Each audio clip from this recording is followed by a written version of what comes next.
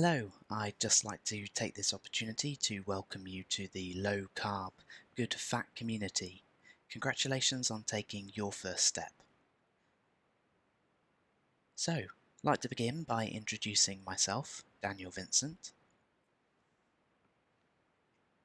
This is me back in November 2015.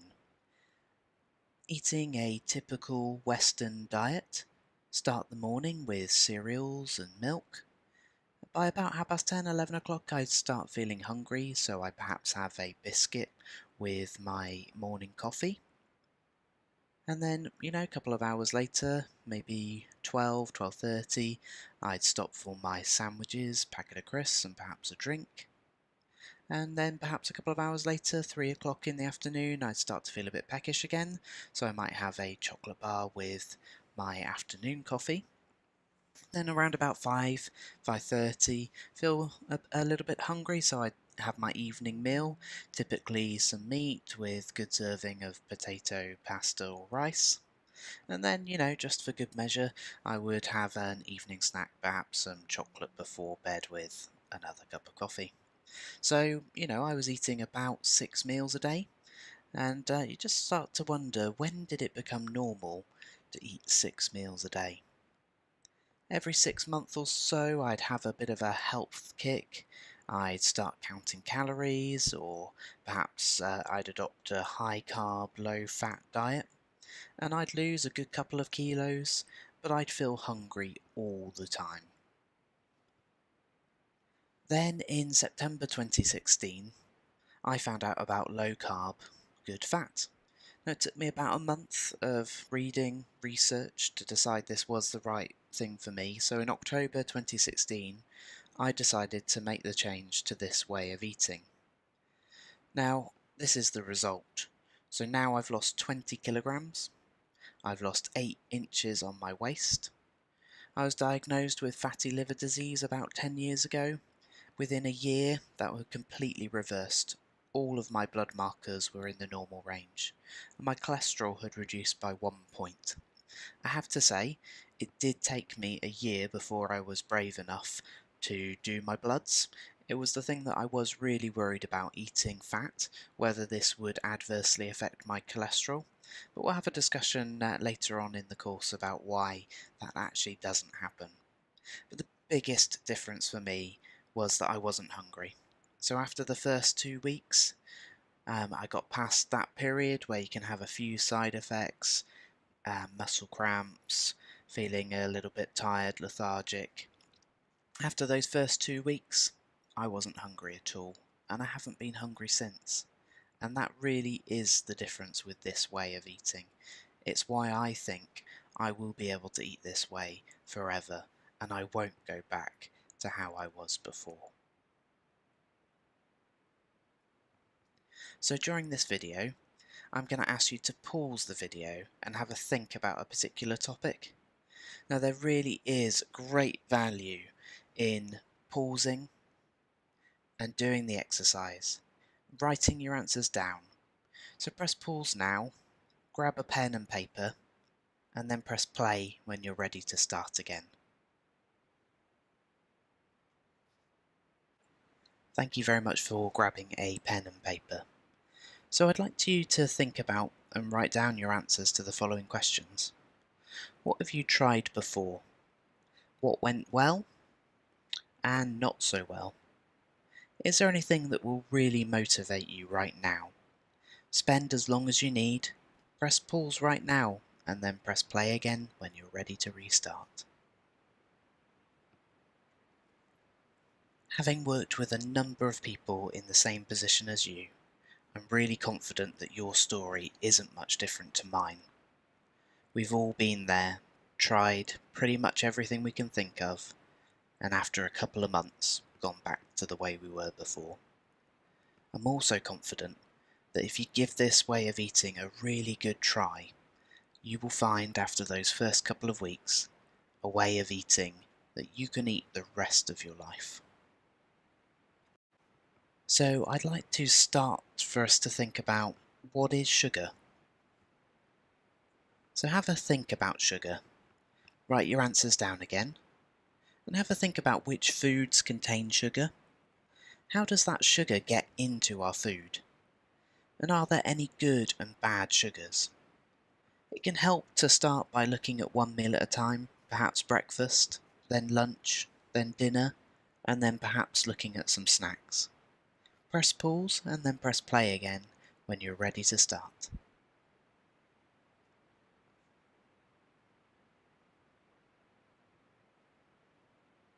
So, let's start with the "are there any good and bad sugars" question. And sadly the answer is they're all bad. So let's have a look at the different types of sugar. So we've got our single molecule sugars, or glucose, and then our dual molecule sugars. So we've got sucrose, lactose, and fructose. And then I think this is the thing that's really different about low carb, is that we put those starches in the same bracket as regular table sugar. So those starches are long chains of molecules joined together, and they sometimes are called complex carbohydrates. But ultimately, as soon as you put that in your mouth, your saliva is going to start breaking that down into the individual glucose molecules. Now, I don't know if you ever did it at school, but perhaps in a science lesson you were asked to hold a small ball of bread in your mouth, and it slowly became sweeter and sweeter. That's that starch, the long complex carbohydrate, being broken down into those individual glucose molecules. So for us, as low carbers, all sugar is the same. So looking at what those foods that might be that contain sugar and how it gets there, move on to this slide. So I'm sure some of these things were really obvious, perhaps the sweets and milk chocolate, pastries, cakes, biscuits. Some people don't get the fruit juice on their list, but that fructose, and when you're juicing a piece of fruit, that is turning that into liquid sugar. And then you can see down in the bottom right, really wide range of products there. So we've got corn, bread, fruits, pasta, oat, dried fruits. All of these things contain complex carbohydrates. At the top there we have the full fat drinks, full fat Coke. I think it's really the only example where we as a community recognise that sugar makes us fat. I haven't heard any other sugar product called full fat, but a lot of my friends will call full fat Coke full fat Coke. So let's have a look at weight loss. So maybe those things that you've tried before. So our traditional weight loss model sits around calories in and calories out. So if you eat more than you burn, then you will put on weight. And this can also be demonstrated in this model, that we take our energy in, either in the form of proteins, carbohydrates or fats, and if we expend that energy, we won't gain any weight. But if we've got excess energy, then that will be converted and stored as fat. Now the problem with both of these models is that they essentially treat our body like a Bunsen burner. And our body is far more complex than that. We burn those different macros, fat, protein and carbohydrates, in very, very different ways. And actually our body is much more sophisticated than this Bunsen burner. So why are we choosing to cut out the carbohydrates? Well, this is why. So when you eat those carbohydrates, they break down into glucose, and that glucose enters into your bloodstream. And your bloodstream can only hold 5 grams of glucose for your whole body. That's 5 grams, not 5 tablespoons or teaspoons, but just 5 grams. What your body does when it realizes that your blood glucose level is above 5 grams, it releases insulin. And what that insulin does is it unlocks our cells and allows that glucose to be stored as fat. And do you remember earlier I was saying about the way I was eating, that I'd have my breakfast and then I'd feel hungry by about 10, 10:30, 11 o'clock? Well, this is why. So I eat my sugary breakfast, my blood sugar level rises, and my body realizes, so it releases insulin, which then means that my blood sugar level comes crashing down because that excess sugar is being stored as fat, and then I feel hungry again. So I have a sugary snack, my blood glucose level goes back up again, my body realizes, so it releases some insulin, my body then starts storing that sugar as fat, and my blood sugar level drops, I have some lunch, and it goes back up again, and you can see that happens throughout the day. And when your blood sugar level gets low, your body releases other hormones that tell your brain that you're hungry. And that's why in the modern world where we're eating significantly more carbohydrates than we used to, most people are now eating 5 to 6 times a day. So this idea of eating sugar is really difficult to get your head around, separating out those complex carbohydrates from a teaspoon of sugar. Now a GP up in Southport, Dr. Unwin, has produced these really fantastic infographics to explain how much sugar we are taking when we eat our traditional foods. Now what this is looking at is how your food affects your blood sugar level in comparison to teaspoons of sugar. So if we take the cornflakes for example, that will have the same effect as eating 8.4 teaspoons of sugar. The milk will have the effect of eating 1 teaspoon of sugar. The brown toast, 1 slice, 3 teaspoons of sugar. And a glass of pure apple juice, no added sugar, is going to have the effect of 8.6 teaspoons of sugar. So in total in that breakfast that would have been considered healthy previously, we're consuming the equivalent of 21 teaspoons of sugar. That's 84 grams of sugar in your breakfast. So you can see how it's really easy to eat a significant amount of sugar in the form of fructose, lactose, and complex carbohydrates in this case. So let's take a look at another food group, so bread. So we're often told that brown bread is much better than white bread, and those really lovely, multi-grain breads are so much better for you than your white bread. But if we look at it in terms of the equivalence of table sugar, so a slice of white bread is going to have the equivalent of 3.7 teaspoons of sugar.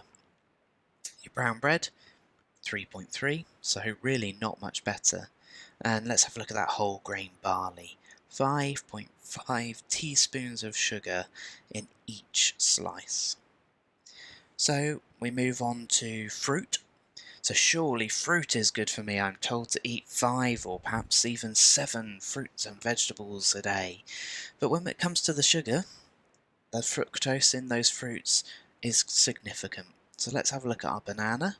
Nearly 6 teaspoons equivalent of sugar in a banana. In grapes, 4. Apples, 2.2. Watermelon, 1.8. Nectarines, 1.5. Apricots, 1.1. And strawberries down the bottom there, 0.4.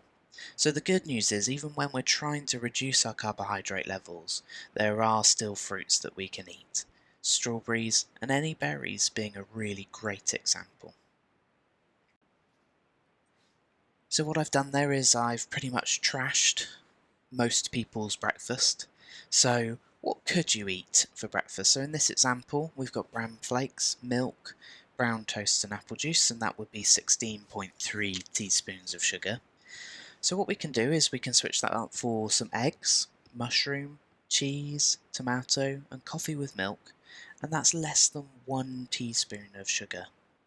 So you can have fairly normal things to eat for breakfast, things that actually previously we might have considered a bit unhealthy, but actually when we're eating low carb, these are the really healthy things that we can eat that are very low in carbohydrates, and you can have a really, really lovely breakfast for less than a teaspoon of sugar. So I'd like you to have a think about what low-carb, good-fat foods might look like. Can you write down your answers again? Which foods don't contain sugar? What foods are a good source of fat? What foods are a source of protein? Do you think there are any general rules we can apply? Again, it can be useful to have a look at one meal at a time. Start with breakfast, perhaps then lunch and dinner, and then have a look at snacks. Press pause and then press play again when you're ready to start. So let's have a look at some of the foods that you can eat on a low-carb, good-fat diet. So we have nuts.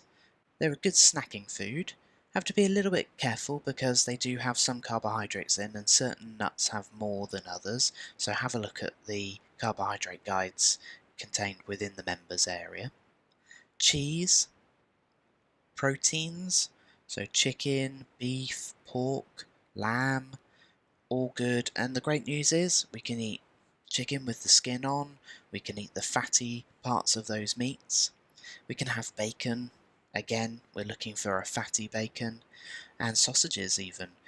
When you're buying your sausages, just make sure that they've got a good meat content. If they haven't, then the rest will be replaced with a carbohydrate product. We've got avocados, asparagus, eggs, cabbage, cauliflower, zucchinis or courgettes, peppers. And when I was talking about those general rules, when it comes to vegetables, the general rule with vegetables is that those that are grown above the ground, and those that are green in particular, will be lower carb than those that are grown under the ground. We've got some cheese there for good measure, and fish. Now when it comes to the fats, we've got double cream, so yep, you can have double cream. The lactose levels in double cream are lower than milk because they're replaced by fat. And also olive oil, you want to go for your extra virgin olive oil that's been pressed rather than using heat or chemicals to extract it. And butter is a fantastic source of good fat. Now I know these are things that we've previously been told that we're not allowed to eat, but actually if you're eating those but not eating carbohydrates, those fats are going to make you feel full, so you won't be eating as many as you used to. Now we've got the berries up in the top right there, so pretty much anything with a berry in the name is going to be okay on a low carb. Now you've got your Diet Coke, Diet Pepsi and some sugar-free jelly there. So these contain sweeteners. Now sweeteners can be a controversial issue. It is down to personal choice, but in terms of low carb, those sweeteners are not going to affect your blood sugar levels, so therefore not going to cause your insulin to rise. So actually, if you're the kind of person that does like to have a Diet Coke, then go ahead. So what is low carb? So these are some guidelines. Under 120 grams of carbohydrates a day would be considered low carb. Less than 20 grams of carbohydrate is considered ketogenic. And these are just personal choice. You need to find a level that suits you. The most important thing is that it's sustainable. I bet anybody could go down to 20 grams of carbs for 4 weeks. But if you find that's not a way you can eat forever, then you'll lose your weight, but within a month you're going to start putting back on again because you've let carbohydrates creep back into your life. So you find a level that suits you. Some people find that they like to go cold turkey, start really hard. They're obviously going to have bigger weight loss in the beginning, and provided they can keep that level, they will sustain that weight loss. Some people like to start small. If you're a Coke drinker, then perhaps switching to Diet Coke. If you have cereals in the morning, switching to those lower carb alternatives until they gradually get themselves down to a level where they find that they continue to lose weight, but they're able to eat some of the things that they used to enjoy. There's one big warning here. If you are low carb and have diabetes, you have to be really careful. So some diabetic medications work by lowering blood sugar levels artificially, and if you adopt a low-carb diet, your blood sugar levels are going to remain naturally low. So if you take that medication on top of that low blood sugar level, it will cause your blood sugar level to go dangerously low. So, if you are taking medication for diabetes, what you'll need to do is inform your diabetic nurse that you intend to follow a low-carb diet and you would like their support to reduce your medication as required. Now, you may need to use those specific words because it's certainly true that not all diabetic nurses and doctors are fully aware of the low carbohydrate diet, and sometimes it does worry them. But what we'd like to be able to do is follow your personal choice, and they should support you with that. And they should then help you to reduce your medication as is required, and then hopefully they'll see that low carb diets can benefit diabetics, and they'll start sharing the good news with their other patients. So, how are you feeling right now? Write down your answers. How do you feel about what you've heard? Is losing weight important to you right now? What help and support are you going to need to help you succeed? And what are you going to do next? Press pause and then press play when you're ready to start again.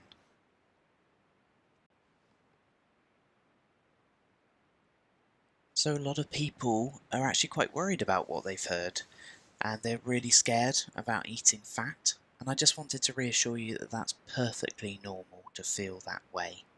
This is a very different way of eating to what we've been used to for the last 30 to 40 years. Now, it can really help to have something that's really motivating you to lose weight. For me, it was running around with my kids. My son is now 9, and I was finding it really, really difficult to keep up with him. And that's why I wanted to lose weight. And of course, when you've got a really strong motivating factor like that, you're much more likely to succeed. Now, I'm quite a stubborn person, so I was able to make this decision to go ahead and eat in the low carb way, and I did that on my own without a support group, without a community, but a lot of people aren't able to do that. They do need a community around them, and quite often people need accountability. They need to know that somebody else is going to ask them, how did you do this week? Have you lost weight? Keep an eye on them and make sure they're going in the right direction. And you're the only person who can decide what you're going to do next. You know, maybe you've heard this and you think, do you know what, this isn't for me. And that's fine. You know, find something that works for you. But I'm hoping that this has given you enough information to at least give it a go. And either think about how you're going to do this. Are you going to go cold turkey? Are you going to drop down to 20, 30, 50 grams of carbs a day? Or are you going to start slowly replacing some of the foods in your life for lower carb options? That decision is entirely up to you. So, how do I know this works? So I just wanted to share with you the results of one of my low carb good fat groups. So they lost 47.65 kilograms, that's 7 stone 7 pounds, in 14 weeks, and that's between just 10 of them. So obviously an average there of 4.765 kilograms lost each. You know, some people lost 8, 9, 10 kilograms in their first 14 weeks.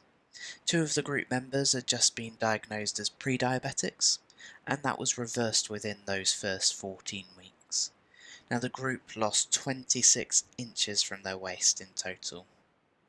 We did a couple of questionnaires as we went along. 71% of the group members reported an increase in their general well-being, not just related to their weight, but how they felt as a person.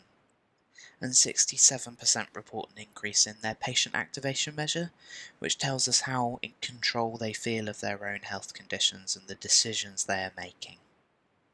So we know this works. I really hope that you can give it a good go, and I'd love to know about your results in our Facebook group. So if you have any questions, please feel free to head across to the Facebook group if you're on Facebook, or alternatively, you can email me at daniel@lowcarbgoodfat.co.uk. Once again, welcome, and thank you for taking your first step.